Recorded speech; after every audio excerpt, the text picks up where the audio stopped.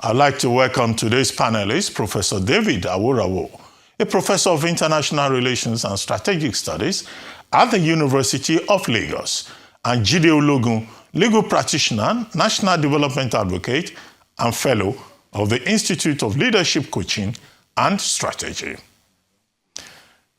Now to our first subject of the day. The federal government has unveiled a renegotiated agreement with the Academic Staff Union of Universities, the umbrella body of the Nigerian university teachers, describing it as a turning point in the effort to restore stability, trust, and quality in Nigeria's tertiary education system. The new deal has received commendations from Senior Staff Association of Nigerian Universities, SANU, and the Non-Academic Staff Union of Universities and Allied Institutions, NASU. Minister of Education, Dr. Tunji Alausa, said it reflected the commitment of President Bola Ahmed Tinubu to accessible, quality, and uninterrupted academic calendars. Alausa said President Tinubu took personal ownership for resolving long-standing disputes that affected the university system for decades. He explained that under the new structure, professors will receive an additional 1.8 million naira per annum, amounting to about 140,000 naira monthly, while academic readers will receive 840,000 naira per annum or 70,000 naira monthly. Professor Abubakar Umar Kari is a former Dean of Students' Affairs at the University of Abuja and a one-time convener, political committee of ASUU. He joins me now to review this agreement. Thank you very much for joining us on This Day Live, Professor Kari. Thank you so much, Dr. Abati, for having me. Okay, straight to the subject. Now, it has taken about 16 years for the federal government of Nigeria to arrive at this. We had the 2009 agreement, which was supposed to be reviewed in the year 2012.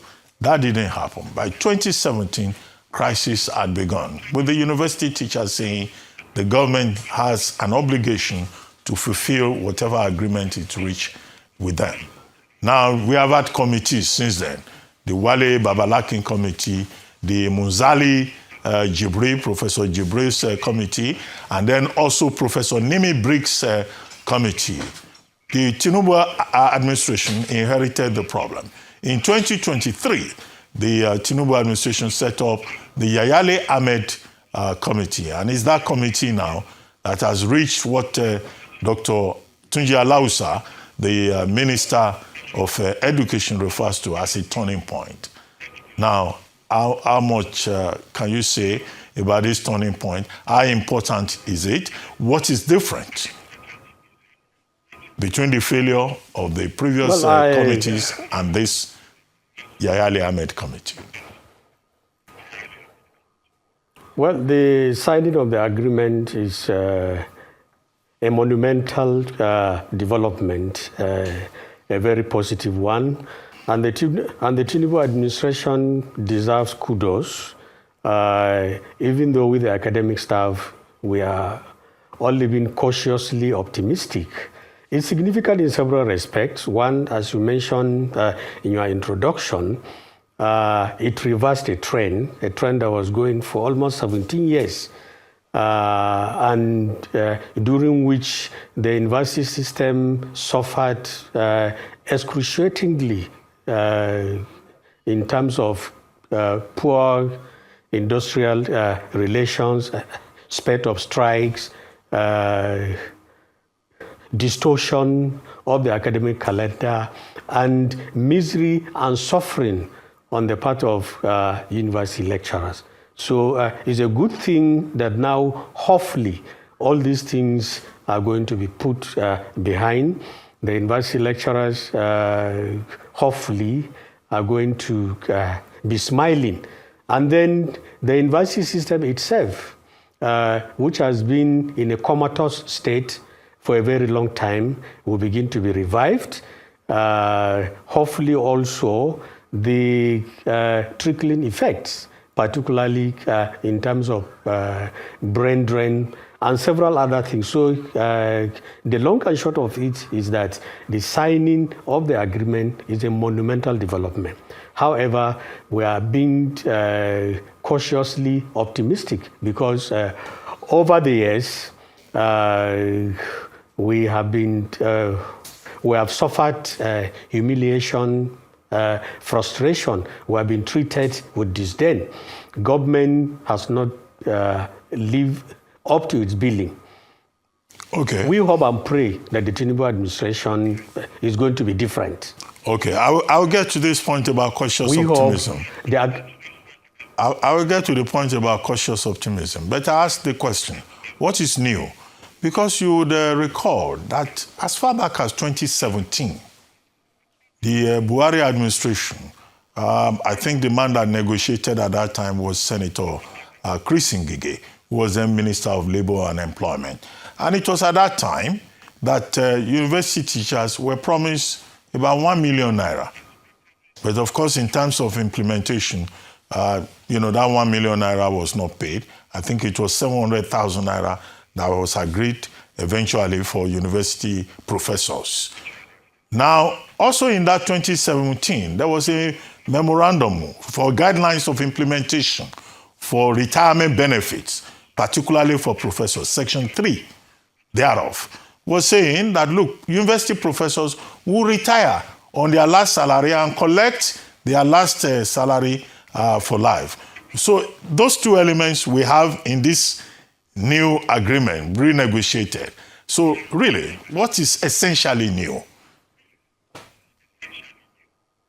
Well, I will begin with the general disposition, general attitude of the government. It is quite refreshing. Successive governments since 2009 have treated the agreement with levity, if not disdain.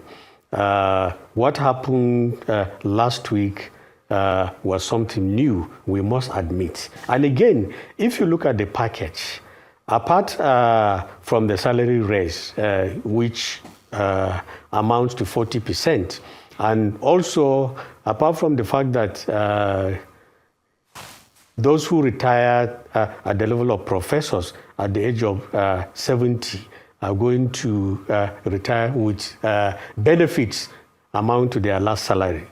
There are 2 or 3 other things that are new.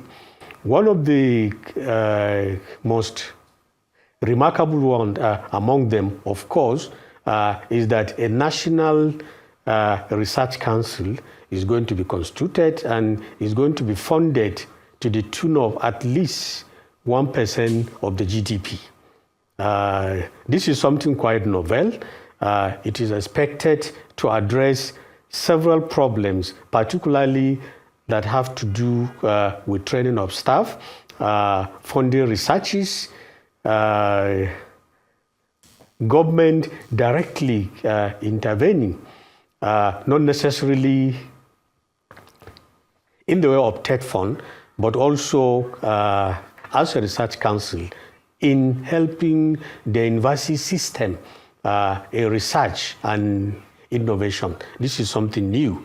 Again, you mentioned the sum of 1.8 million that is going to be paid annually to professors and half of it to readers. This is also something new. There are also several other things in respect of earned academic allowances, particularly as defined by extra lectures, supervision of PG students, and so on and so forth. So all these things are new. However, as I keep mentioning, all these things are not going to be amount to much if they are not faithfully implemented. So we hope that all these novel things, all those monumental things are going to be implemented promptly and faithfully. But certainly, there are few things that are new. And we hope that the general attitude of the government will be consolidated. Government will see university lecturers as partners, as people who have been agitating and canvassing for the resuscitation of the university system, who have been so concerned about the state of university education in Nigeria, and who have sacrificed so much in terms of time and resources. Yes. Professor Tar. Well, you are talking about the professorial cadre allowance and also the consolidated academic tools allowance as things that are new. But let me go back to that point about cautious optimism. Professor Piwuna, the ASUU president, was saying there are still structural problems that will need to be dealt with within the university system. And he cited the issue of autonomy. Could that be the reason why he's cautiously optimistic? Or could it be this concern that you have just expressed about implementation? But in that regard, the Minister of Education had said implementation started on January 1, 2026. He was very clear about that because of, as he put it, President Tinubu's commitment to give a new lease of life to the university system. University autonomy is a stand-alone matter. Perhaps government may have started implementing the agreement in respect of financial issues. University autonomy has been a burning issue for a very long time. When ASUU started agitating in the 90s, government considered certain things with the amendment of the University's decree, or what is now called the University's Miscellaneous Act. And there are so many developments in that respect. The most striking, of course, was governing councils of the university now take full responsibility of many things that before were handled by the visitor, particularly in terms of appointment and disciplines of vice chancellors. But that is just an aspect of it. The issue of autonomy has become a burning issue, and I think it is one area that this minister has not done well. This minister appears to be swayed by the argument that since the federal government and perhaps maybe the state governments on the universities, then they reserve the right to do as they want. And this thing is quite, is very, very harmful to the universities. There have been a number of interferences in the past 2 years, in particular in university administration. Vice chancellors have been removed cavalierly by the minister and even the presidency, whereas it's supposed to be the sole responsibilities of the councils, of the individual councils of the university, including in my own universities, and sole administrators in the name of acting vice chancellors are being imposed on the universities, the last one being at the University of Uyo, even when it is clearly stated by the University's Miscellaneous Act that this is supposed to be the responsibility of the councils. Professor Kari. And there are so many other things which have eroded the autonomy, the political or administrative autonomy of the university. Okay. So this is what we are talking about. This one does not have a starting date. It is simply supposed to be abided by as enshrined by the law. Okay, yeah, which takes me to the next point. Are there mechanisms in the agreement, the renegotiated agreement, that will ensure that there will be no default on the part of the federal government, which is also related, any guarantees for sustainability? Because another government may come tomorrow, whenever, and then it will say, well, this is not our agreement, and set it aside. Do you have that concern, both in terms of implementation and sustainability? Yes, we really have that concern, but we would like to believe that what has been done was a necessary thing in order to protect and to promote the university system. And as Professor Piuna said, it is only somebody who deserves a psychiatric treatment that perhaps will come and want to upstage this particular agreement. The agreement is in the overall interest of the university system. So we believe that over the years it will be consolidated.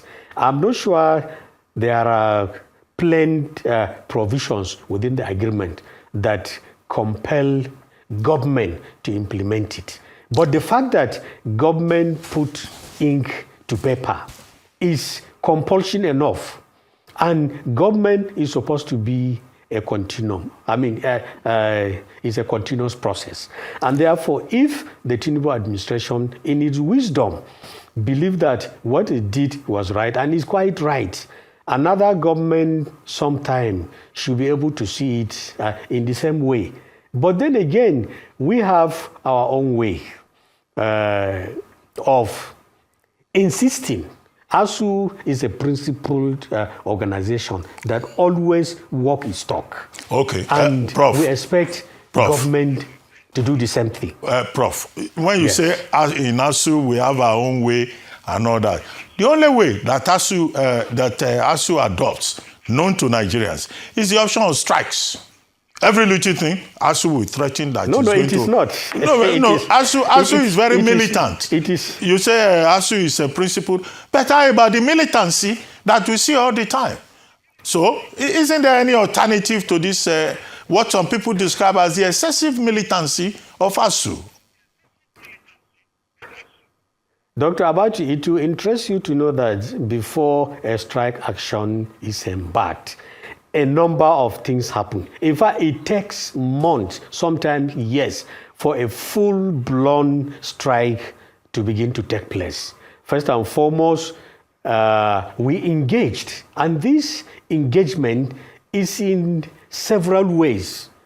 Writing letters, meeting. Sometimes we go out of our way to canvass the support of people we believe are very close to government. I remember a particular strike before it was embarked upon. About 47 correspondences were made between ASUU and government. We also call for meetings. We contact our members. We put things on the table and say this and this and this are supposed to be done. So strike always comes as a last resort. And it will also interest you, Dr. Abati, to know, like all Nigerians, that we have been the victims of the strike. Because apart from being lecturers, strike forces us to go out of our classrooms, our workshops, our laboratories, and so on and so forth. We are also parents. And we are also members of the large society. And the university system shuts down during the strike, and it affects us. So when I say we have our own ways, it does not mean that we will simply begin to embark on strike. No, we will follow the normal process of trying to engage government, on trying to remind government that you freely enter into an agreement with us, and it's supposed to be implemented faithfully. And I think even Nigerians will not likely allow any government, to go back on his words after this agreement has started to be implemented. It will become a heavy burden on any government to implement this agreement. Okay, Professor Kari, now let me ask you. I mean, the expectation of most Nigerians is that perhaps the generosity of the Tinubu administration will stem the tide of brain drain. And university lecturers would just be happy with at least what has been offered for now, in the expectation that more will come. What is the mood among ASUU members? Excitement? Celebration? Professor Piuna even said Alhaji Yaya Ali Ahmed will go to heaven twice in his speech. at the beginning and in paragraph 14.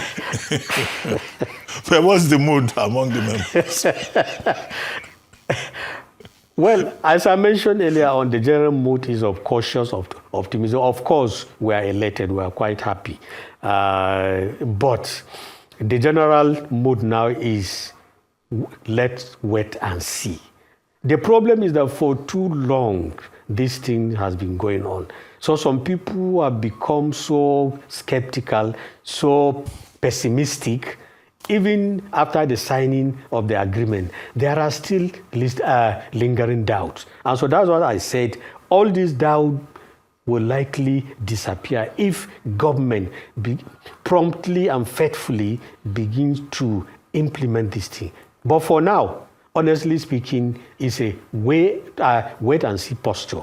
Okay. As for brain drain, brain drain is a very serious problem, afflicting the education system for a very long time. People have been jetting out because they believe that the working environment is not clement enough, it's not conducive enough. But with the signing of this agreement, I think gradually, and if the agreement is faithfully implemented, gradually people will begin to see that it pays to remain. Okay, Even Professor though, Kari. as everybody knows, Professor the Kari. increase has not still. Yes, sir. No, finish your sentence. I'm trying to wrap this up very quickly. Okay. Please land on your point. Oh, okay, yeah. The agreement has made things a little bit better for the university lecturer, but it is not yet Uhuru, because we are still not competitive even within Africa. We still remain the lowest earning lecturers, Professor. even in West Africa. But it is much better. It is much better, and I believe that many of my colleagues would rather remain here if the condition is a bit better than jet out. I get your point. So your point is well made. Yeah, but at the same time, university teachers want to wait and see. Very briefly, as we now wrap up. Now, ASUU is just one of the unions in the universities. You still have CONWA, which is the ASUU rival. You still have SANU. You have.